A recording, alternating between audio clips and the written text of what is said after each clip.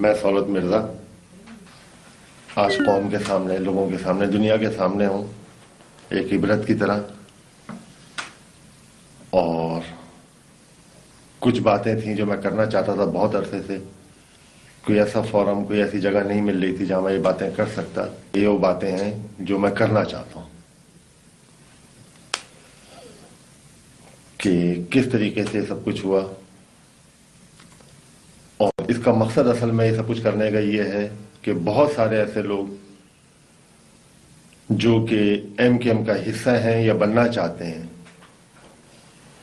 بہت سے ایسے نئے آنے والے کارکن یا جو ایسے لوگ، وہ مجھے دیکھیں اور عبرت پکڑیں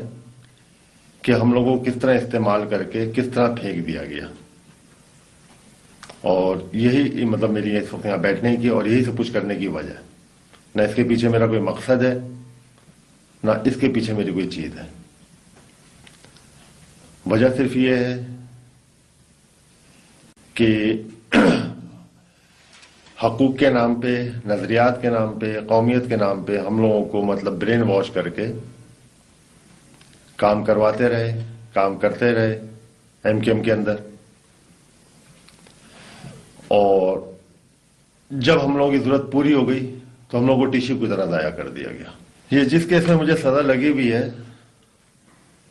مینیجنگ ڈائریکٹر کے ای سی شاہد حامد صاحب مرحوم، بابر غوری جو ایک ایم کیو ایم کے سینیٹر ہیں شاید اس وقت، تو بابر غوری صاحب کے گھر پہ انہوں نے ہم لوگوں کو بلایا. ہم چار بندے تھے، میں تھا، راشد اختر تھے جو اب نہیں ہے، انہی کے ساتھ 2 لڑکے اور تھے لائن ایریا کے، اطہر اور اسد. تو وہاں پہ بابر غوری نے الطاف حسین سے بات کروائی تھی. الطاف حسین صاحب نے مطلب بابر غوری کو ذریعے پھر ہم لوگوں کو یہ ہدایت دی تھی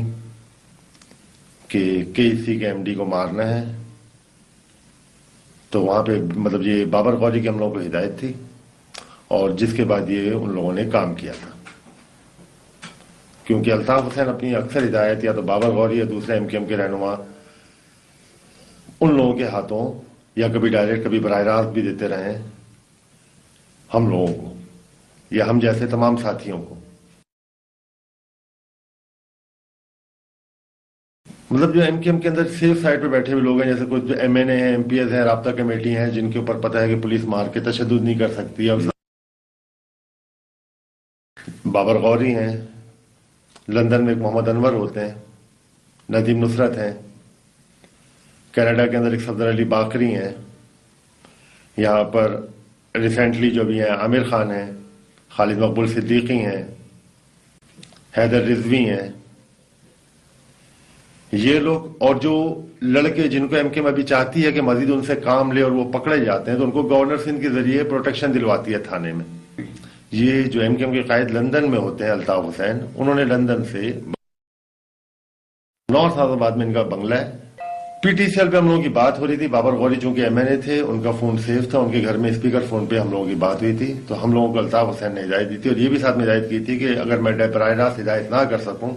تو میری ہدایت وقتاً فوقتاً تم لوگوں کے پاس بابر غوری کے ذریعے پہنچتی رہیں گے. میں صرف کارکنوں سے، لوگوں سے اور آنے والے جو کسی سیاسی جماعت کو جوائن کرنا چاہتے ہیں، سیاست کریں، بہت اچھے سے کریں، لیکن یہ دیکھ لیں کہ جن کے آپ سیاسی کارکن بننا چاہ رہے ہیں وہ لوگ ملک کے، شہر کے، لوگوں کے اور اپنی قوم کے مخلص ہیں یا نہیں ہیں،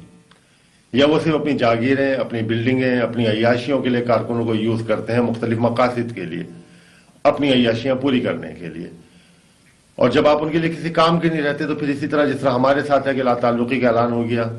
یہ ہم اس کارکن کو نہیں جانتے جو کل تک جن کو گھروں میں بٹھایا، جو گھروں سے پکڑے جا رہے ہیں، آپ ان کے ساتھ لا تعلقی کا اعلان کر رہے ہو، کل تک آپ ان سے کام لیتے رہے.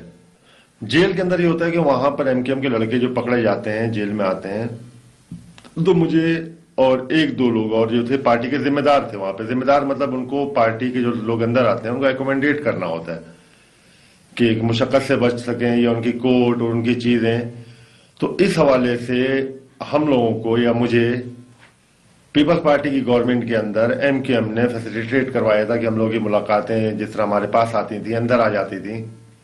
کمروں میں آتی تھیں، اور وہاں پہ فون وغیرہ کی ہم لوگوں کو سہولت تھی.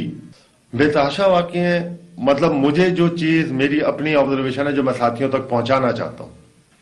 अपने इस पैगाम में, जो उन साथियों के लिए तो मेरा आखिरी पैगाम है शायद, कि एमकेएम के कायद की नफ्सियात मैंने ये देखी है या उनकी मैंने ये सोच देखी है कि जो भी पार्टी के अंदर मशहूर हो रहा होता है और उनको आवाम में पजीराई मिल रही होती है तो ये उनको किसी ना किसी तरीके से तहरीक से या पार्टी से हटा देते हैं। हटाने से मुराद है जिस तरह के चेयरमैन थे अजीम अहमद तारिक, उनका मर्डर करवाया गया अल्ताफ हुसैन की हिदायत पे, या जिस तरह एक बहुत अच्छा जिन्होंने कराची के लिए काम कर रहे थे जो कि हर दिल अजीज होते जा रहे थे कि नाजिम सिटी कराची आप सब जानते होंगे, मुस्तफा कमाल, आज वो कहाँ है किसी को नहीं पता, उनको जलील करके निकाल दिया गया एमकेएम से। तो अल्ताफ हुसैन लोगों को अपने बराबर में, या वो बर्दाश्त ही नहीं कर पाते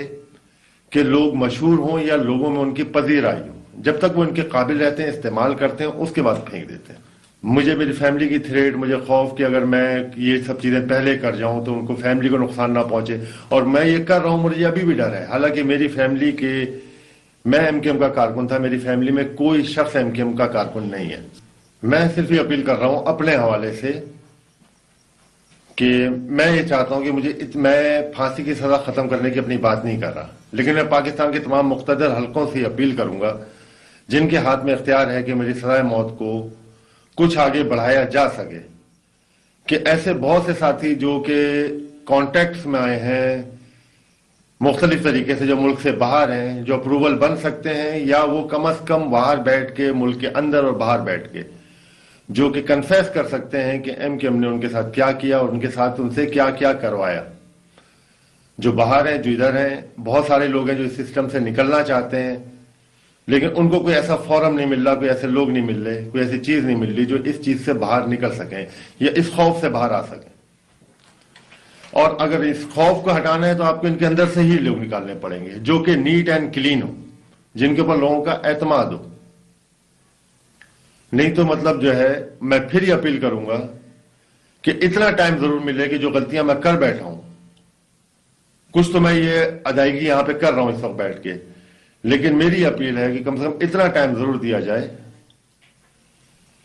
कि